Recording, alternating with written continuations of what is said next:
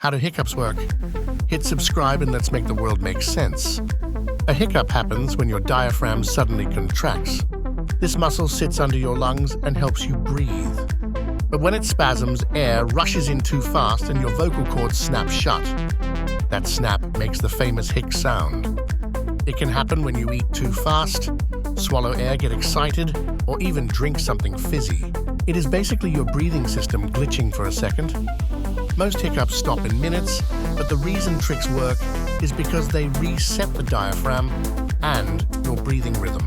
And that's how hiccups work. Hit subscribe and let's make the world make sense.